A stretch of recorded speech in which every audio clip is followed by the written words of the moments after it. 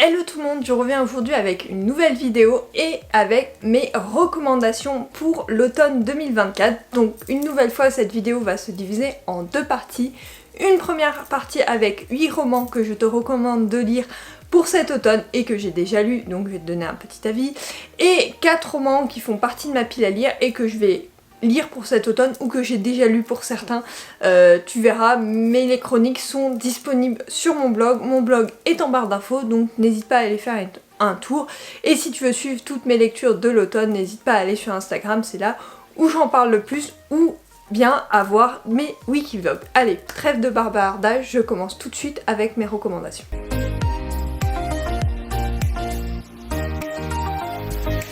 Le premier roman, il s'agit de Autre Monde, le tome 1, l'Alliance des Trois de Maxime Chatham. Alors c'est une saga que j'ai commencé, j'ai lu le premier et le deuxième tome, il faudrait que je continue. Je te lis le résumé.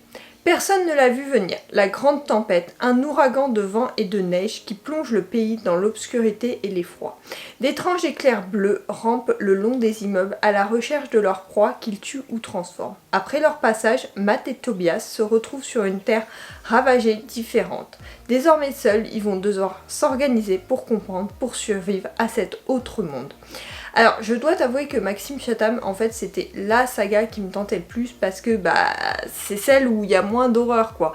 Donc, je l'avais commencé l'année dernière à la bibliothèque et j'avais jamais continué. Je prendrai sûrement la suite, du coup, en numérique. Mais c'était une véritable surprise pour moi. Je trouve qu'il est parfait pour cette automne. En fait, il est pas trop dans l'horreur. Moi, j'ai un peu de mal avec l'horreur, donc vraiment... C'est différent, d'ailleurs tu le verras dans mes recommandations, c'est plus des romans découvertes que autre chose. Donc voilà, là il y a un univers fantastique qui est vraiment intéressant. Moi j'avais pris un sacré bonheur à découvrir cette petite saga. Donc du coup je peux que te la recommander. Bien sûr il faut que je la continue, je n'ai pas eu le temps ces dernières années et puis j'ai pas eu l'envie, surtout avec ma pile à lire de cet été qui était énorme. Maintenant elle a un peu baissé, peut-être il fera partie de ceux que je vais prendre par le futur, mais en tout cas c'est une très bonne saga. Ensuite, une autre saga, nous avons Hadès et Perséphone, le tome 1 A Touch of Darkness de Scarlett St. Clair. Une saga que j'ai beaucoup aimée, comme je te l'ai déjà raconté. Après s'être installée à la Nouvelle Athènes, la jeune déesse Perséphone espère mener une vie discrète dans la peau d'une journaliste mortelle. Tout change lorsqu'elle s'assit pour jouer une partie de cartes avec un étranger hypnotique et mystérieux dans une boîte de nuit branchée. Après sa rencontre avec Hadès, Perséphone se trouve liée par un contrat avec le dieu des ténèbres dont ses conditions sont impossibles. Perséphone doit créer la vie dans le monde souterrain ou perdre sa liberté à jamais. Alors qu'elle s'efforce de semer les graines de la liberté, son amour pour Hadès grandit. Un amour à la fois envoûtant et interdit.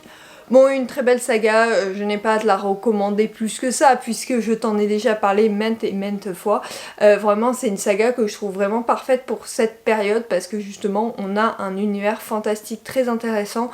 Et puis, c'est une saga avec 6 tomes, 3 du point de vue d'elle, 3 du point de vue lui, et 1 en commun. Donc je trouve ça vraiment intéressant, et une saga qui est vraiment parfaite, qui a un imaginaire qui est vraiment top, avec le roi des enfers et tout ça. Donc je trouve ça intéressant de le lire à cette période pour les mêmes raisons que le tome précédent. Il n'y a pas d'horreur, mais l'univers peut faire penser à Halloween et tout ça, donc c'est plutôt intéressant. Ensuite, on part avec de la romance pure. Il s'agit de Un automne pour te pardonner de Morgane Moncomble. Bon bah tu sais, je te la présente plus non plus, elle a fait les 4 saisons, donc à chaque fois je vais t'en recommander un. Avocate en devenir, Camélia est passionnée de crimes non résolus. Ça tombe bien, Rory Cavendish, son ancien bourreau, vient de mourir mystérieusement. Le présumé coupable du meurtre, c'est lui, Lou McClister, le meilleur ami de Rory, le garçon qui l'a humilié il y a 10 ans et qu'elle n'a jamais oublié. Camélia saisit cette chance pour résoudre sa première enquête et se satisfaire d'une soif de vengeance. Lou a toujours été le mouton noir de sa famille, mais il ne s'attendait pas à finir en prison pour meurtre. Du jour au lendemain, le voilà abandonné par tous en ce qui les concerne, par tous ceux en qui il avait confiance. La seule personne à pouvoir le sortir de là, c'est elle, Amelia O'Brien, la première victime de Rory, la fille qui l'a baissé plus jeune et qui hante ses pensées depuis. Lou est prête à tout pour se faire pardonner ses péchés et repartir de zéro. Ouais, c'était une enquête qui était hyper intéressante, une romance toute mignonne, trop parfaite pour un plaid, un thé. c'est de la romance parfaite. Enfin tu sais, Morgane Moncombe, je te la présente plus mais je l'adore. Il me reste quelques romans à lire d'elle mais j'ai tellement hâte de les découvrir. Je passe vraiment un bon moment à chaque fois que je lis un de ces romans. Donc vraiment j'ai trop hâte de lire d'autres. Mais alors celui-là, il est vraiment parfait pour l'automne. Et d'ailleurs le titre et la couverture en font partie de cet esprit automnal que j'aime bien dans mes lectures. Ensuite on repart avec un peu de mystère avec Les mystères de Fate House de Lucinda Riley. Lucinda Riley est une auteure que j'ai découvert par ma maman qu'il aime beaucoup et celui-là je le trouve parfait pour cet automne. Au sein du prestigieux internat privé de Saint-Stéphane, dans l'idyllique campagne du Northwark, se dresse une austère bâtisse victorienne assez laide et en manque cruel d'entretien, le dortoir Philhouse. Lorsque le corps sans vie d'un élève y est découvert, le directeur s'empresse à conclure à un tragique accident. Mais l'inspectrice londonienne Jess Hunter n'est pas de cet avis. En tentant de pénétrer le microscope fermé qui constitue le pensionnat, celle-ci apprend que la victime était un jeune homme arrogant qui avait beaucoup d'ennemis. Tandis que le mystère et les mensonges se multiplient, Jace plonge dans un monde fait de jeux de pouvoir, de dépendance émotionnelle et d'affaires inachevées. Bientôt, ce sont des secrets vieux de plus de 30 ans qui refont surface, bien plus sombres que ce qu'elle aurait pu imaginer. Alors tout d'abord, je trouve que l'ambiance qu'il y a dans ce roman est parfaite pour l'automne, un peu mystérieux et tout ça, avec une enquête et tout ça. Je trouve ça hyper sympa. La couverture aussi me fait penser un peu à l'automne, donc voilà, c'est pour ça que je te le recommande. Et un Lucinda Riley, bon, tu peux en découvrir à toutes les saisons, je crois qu'il y en a pour toutes les saisons d'ailleurs, et vraiment celui-là est vraiment sympathique. Roman suivant, je n'ai pas non plus fini la saga, j'ai lu les 3 premiers tomes, mais il s'agit du Sorceleur, le tome 1, le livre 1, le dernier vœu de Alexander Spooky. À travers les plaines et les montagnes escarpées du royaume du Nord, un homme avance seul. En ces derniers temps obscurs, il est l'un des rares à ne pas craindre les terribles créatures qui croisent sa route, car Gerald Reeve est un sorceleur, un mercenaire initié au secret d'une ancienne magie. Il suit son propre code d'honneur dans un monde qu'il a oublié le sien, avec l'espoir inavoué de réaliser son dernier vœu, retrouver son humanité. Je l'avais lu parce qu'on avait regardé avec monsieur la saga sur Netflix et on avait beaucoup aimé, donc du coup je m'étais lancée dans les livres, mais je me suis arrêtée au 3e tome. Il faudrait que j'achète la suite, en plus j'aime beaucoup, je trouve que c'est vraiment top comme couverture et comme texture et tout ça, j'aime bien. Et puis c'est des romans qui se lisent relativement vite, ils font un peu moins de 300 pages, ou légèrement plus, mais c'est des romans qui se lisent vite et où j'avais pris beaucoup de plaisir. Je trouve que l'univers est parfait pour l'automne, ça te rappelle un peu de mystère, un peu de fantaisie et tout ça, donc ça il est vraiment topissime. Enfin, moi je te le recommande, j'ai passé vraiment un bon moment en compagnie de ce roman. Donc voilà, je te le recommande, ça fait quelques temps que j'en ai pas lu de cette saga, il faudrait que j'achète la suite d'ailleurs parce que vraiment c'est une saga que je prends plaisir à regarder, à lire et à regarder également en série et comme ça faire un comparatif, j'aime beaucoup. Donc voilà, c'est une saga que je peux te recommander pour cet automne. On repart dans de la romance avec Les McCoy, donc le tome 1, L'Ogre et le Chardon de Alexia Thiel. Je n'ai toujours pas lu les derniers tomes, mais bon. Bref, et si les clans d'Écosse n'avaient jamais existé? Et s'ils continuaient à diriger les Highlanders à l'insu du reste du monde? Quand Fèvre arrive à Édimbourg pour respecter les dernières volontés de son père, elle se retrouve malgré elle entraînée dans un univers de trahison et de querelles sanglantes qui lui est inconnu. Recueillie par Caleb, chef du clan McCoy, elle se révèle bientôt être la pièce maîtresse sur l'échiquier du pouvoir. Moi j'avais beaucoup aimé l'ambiance écossaise, voilà, tout est dit, l'ambiance écossaise ça me fait penser un peu à Outlander que je t'ai pas remis une énième fois dans ses recommandations, mais en tout cas celui-là il est vraiment sympathique pour l'automne, je trouve que toute la saga s'y prête bien, certes je n'ai jamais lu la suite, mais il faudrait que je le fasse. En fait j'ai dû lire les 4 premiers tomes je crois, ou même le 5e, il m'en manque un ou deux. Donc voilà, mais vraiment une très bonne saga écossaise avec une ambiance mystique et tout ça que j'avais beaucoup aimé et un univers vraiment sympathique à découvrir. Donc voilà, je te le recommande celui-là. On part dans quelque chose d'un peu plus doux avec La boîte à musique, le tome 1, Bienvenue à Pandorian de Carbone et JG. Donc ça c'est une bande dessinée pour changer. Pour son 8e anniversaire, Nola, petite fille espiègle, reçoit de la part de son père Martin la boîte à musique de sa mère, Anna, récemment décédée. Cette boîte est un symbole pour la petite fille, mais très vite La fillette croit voir des signes de vie à l'intérieur. Oui, elle ne rêve pas, quelqu'un lui fait signe et lui demande son aide. Dès lors, en suivant les instructions d'Andrea, la petite fille de la boîte à musique, Nola rapetisse et entre dans cette boîte et découvre le monde de Pandora, un monde incroyable. Le temps presse, cependant, car Mathilda, la mère d'Andrea, et son frère Igor est gravement malade. Que lui arrive-t-il? Aurait-elle été empoisonnée? L'eau serait-elle contaminée? Rapidement, les soupçons se confirment. En urgence, les enfants vont s'occuper de Mathilda, puis remonter la piste du pollueur sans vergogne avant que Nola ne regagne la vie dans son monde aux côtés de son père. À moins que tout ça ne fût qu'un rêve ou pas.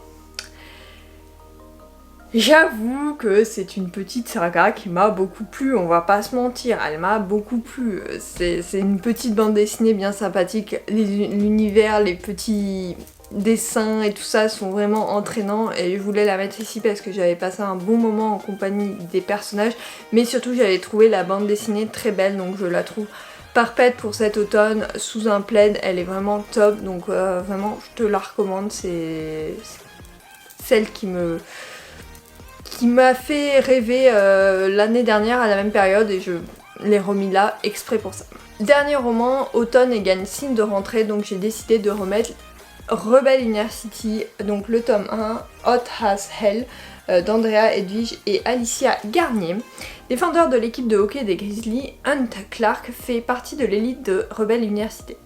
Son prénom, comme celui de ses 3 colocs, est sur toutes les lèvres du campus. Pourtant, ce n'est pas la célébrité qui va lui faire perdre la tête, mais sa rencontre inattendue avec l'explosive Harper. Qui est cette Harper? Non seulement elle est insensible à son charme, mais en plus elle ne semble pas l'apprécier, lui que tout le monde adore grâce à sa merveilleuse personnalité. Quel culot!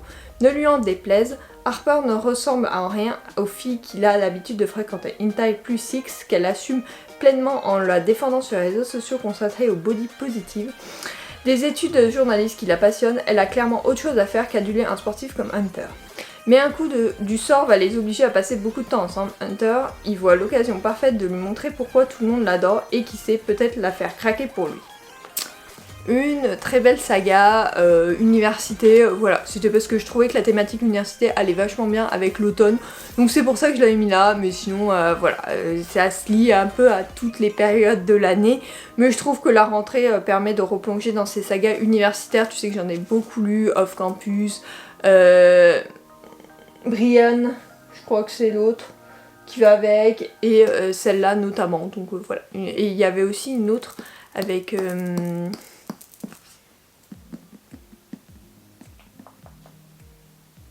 Je ne me rappelle plus, mais il y en a une autre également qui m'avait beaucoup plu, donc voilà.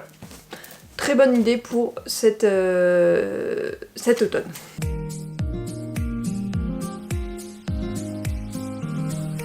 Alors, ma pile à lire est très short en ce moment, donc du coup j'y ai mis 4 romans, 2 numériques et 2 de ma pile à lire papier. Donc dans le premier de ma pile à lire papier, il s'agit de Une lumière dans la flamme de Jennifer Larmentrout. Il est encore emballé parce que je ne veux pas l'abîmer. Il fait partie, alors tu vois pas mais sur l'étagère du dessus, il fait partie de la saga La chair et le feu, donc c'est le tome 2. Maintenant que la vérité a éclaté concernant la mission de Sera, la confiance fragile Nikos lui portée est brisée. Seule et rejetée de tous, la jeune femme n'a plus rien à perdre. Déterminée à mettre fin à la gangrène et au règne tyrannique de Koli, le faux dieu roi des dieux, elle n'hésite pas à mettre sa vie en danger pour mener à bien sa mission. Alors que Nikos tente de trouver une solution qui lui permettra de récupérer les braises de la vie en Sera avant son élévation et par conséquent sa mort. Les attaques se multiplient sur les terres de l'ombre, contrecarrant ses plans. Le temps presse désormais, Sera et Nikos doivent à tout prix s'allier pour détruire leur ennemi commun et sauver les royaumes. Et ce, malgré la passion qui boule toujours entre eux. J'avais beaucoup aimé le tome 1, donc j'ai hâte de découvrir ce tome 2, mais c'est une petite brique et comme je veux pas l'abîmer, il faut peut-être que je me le prenne aussi en numérique pour pouvoir le lire si je suis pas chez moi, mais sinon je pense le lire sur un week-end, donc soit ce week-end, soit le week-end prochain. On verra en tout cas, n'hésite pas à me suivre, tu en entendras sûrement parler ce mois-ci. Ensuite, un roman qu'un ami m'a recommandé, il s'agit de Time Hider, le tome 1 d'Alex Scarrow. Donc c'est un tome 1, il y a 9 tomes. Je l'ai pris en numérique. Ne jouez pas avec le temps. Liam Hawken aurait dû mourir en mer en 1912. Mary Carter aurait dû mourir en avion en 2010. Sal Wigram aurait dû mourir dans un incendie en 2026. Mais une mystérieuse agence les a sauvés pour les recruter. Désormais ils sont des Time Riders. Leur mission, empêcher que les voyages dans le temps ne changent l'histoire. À voir. C'est pas trop le genre que je lis habituellement, mais il était dans ma pile à lire et je me suis dit, il semble parfait pour cet automne. Le deuxième numérique, il s'agit de Life is Short, Love is High d'Alan Scott. Il est dans ma pile à lire depuis pas très longtemps. Depuis juillet, hein, donc ça va. 6 ans d'exil, voilà ce que Robin a choisi pour fuir le secret qui le ronge. 6 ans à surfer sur les plages du monde entier, loin de son pays basque natal. Sauf que le meilleur moyen de se libérer de son passé, c'est de lui faire face. Lorsqu'il le comprend, Robin décide de revenir à Bidar, bien déterminé à reprendre le contrôle de sa vie. Mais une rencontre avec une fille à la répartie explosive va à nouveau bousculer ses plans. Pauline est à un tournant. Et à un tournant. Bac en poche, elle doit choisir la voie qui l'oriente toute sa vie. Et pour cela, rien ne doit influencer son chat. Rien, et surtout pas ce surfeur aussi insupportable qu'irrésistible rencontré pendant ses vacances à Bidar. C'est une romance qui a l'air classique. Moi, je voulais la mettre dans ma pile à lire pour avoir une petite romance quand même à découvrir cet hiver, pas du tout, cet automne. Donc je l'avais mis, sachant que je lis tout le temps des romances. Donc c'est pas la première que je vais découvrir, je pense, cet automne. Autre romance, il s'agit de More That World de Mia Sheridan. Donc je l'ai déjà lu, mais je te laisserai aller voir mon avis si tu veux la voir. Lorsqu'à l'âge de 11 ans, Jessica Creswell rencontre Callan Hayes, elle sut immédiatement qu'il était un prince brisé, son prince. Ils étaient devenus l'un pour l'autre un refuge, un havre de paix magique, loin de la vie respective perturbée. Jusqu'au jour où Callan l'a embrassé, le véritable premier baiser de rêve de Jessica, puis a disparu sans un mot. Des années plus tard, tout le monde sait que Callan Hayes, un auteur-compositeur reconnu, un bad boy tristement célèbre pour ses phrases. Ce que personne ne sait, c'est que sa musique est profondément piégée de l'intérieur, comme prisonnière de ses propres démons. Lorsqu'il s'exile en France pour tenter de sortir de l'alcool et de l'obscurité, Callan tombe sur la seule personne capable de redonner vie à sa musique, Jessica. Jessica. Mais il n'appartient plus au même monde, trop de secrets, trop de mensonges, trop d'erreurs ont été commises. Tout ce qui reste, c'est cette attirance instinctive, ce désir et quelque chose qui ressemble dangereusement à l'amour.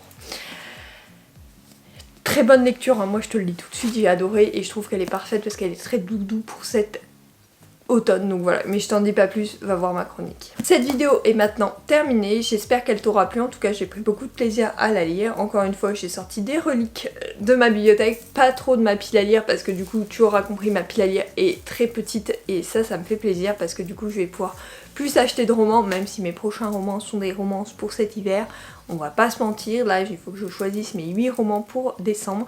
Mais voilà, ça reste une vidéo que je voulais tourner avec une pile à lire plus ou moins importante. Mais en tout cas, ma prochaine grosse pile à lire, tu l'auras pour le mois de décembre. Et après j'en ferai peut-être une en janvier pour cet hiver, même pas sûr parce que souvent je fais celle de Noël et c'est suffisant. J'espère que cette vidéo t'aura plu, n'hésite pas à me rejoindre sur Instagram pour suivre plus de mes aventures ou à voir mes wikivlogs également en t'abonnant à cette chaîne. Sur ce, je te fais de gros bisous et je te dis à la semaine prochaine pour une nouvelle vidéo et à mardi pour un nouveau wikivlog. Bye!